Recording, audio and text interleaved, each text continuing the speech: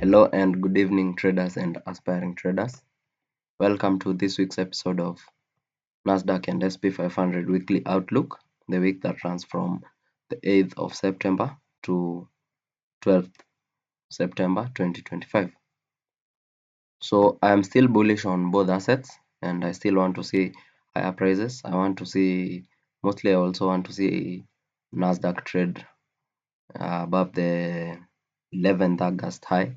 So I want to see NASDAQ return to all-time highs, and also S&P, which has been trading at the all-time high for the past 2 weeks or so. So this week we have the CPI, but before we go to the fundamentals, let us look at the technical levels that I will be observing, that I will be looking to trade or observe this week as I target the buy side liquidity in form of the all-time high that formed on NASDAQ on Monday 11th of August 2025. So I have mentioned that last week traded bullishly, swept previous week high, but then it closed inside the range on both assets. So however, I am still very bullish. So let us look at the levels that I want to see. So I will calibrate the gun box to the previous week low and previous week high. So that is the range that I want to see being traded. This is the range that we will be using this week, or I will be using this week. And looking at that, I want to see price respect the 0.5 level, which also lies near the fair value gap that I was trading on Friday, the 4-hour fair value gap. You can see it better here.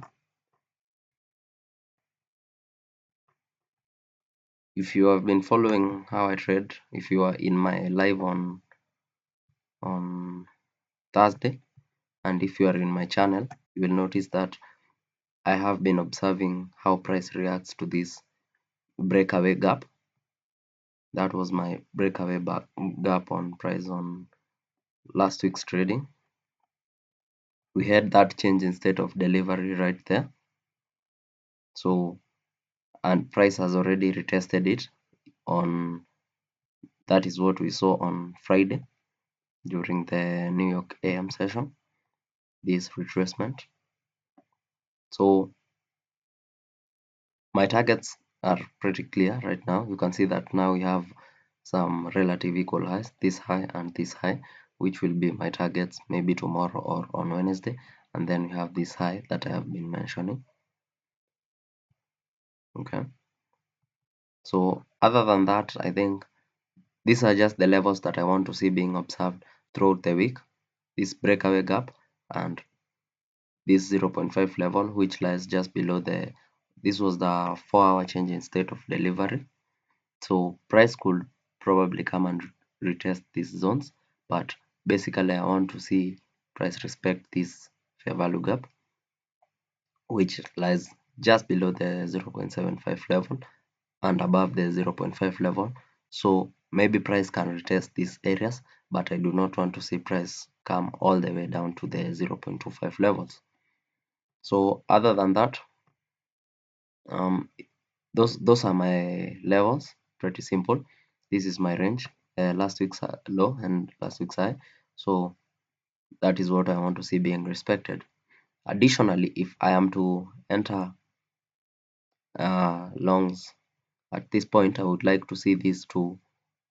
The moment these two relative equal highs will be swept, it will have confirmed another change in state within this range, because we will have broken these, we will have traded into this down close candle. So that will be another confirmed change in state. So yes, I believe that is all on the technical side of the markets. So let us quickly do a run through the economic calendar. So tomorrow on Tuesday, we do not have any news. On Wednesday, 3:30, we have core PPI and PPI. So after 9:30, it will be a good day and a good time to trade. On Thursday, we also have the CPI, the very awaited CPI, 3:30 p.m. So also on Thursday after the 9:30 open, it will be clear skies to trade in. And then on Friday we have the 5 p.m. news. So that is all you need to know. Like I said, I usually just need to know when the news will be occurring so that I can get in after or maybe before. So for example, this is a week that I will be trading after the news releases and especially after 9:30 a.m. open. So that is all. See you tomorrow. I will be trading live this week and I'll see you there.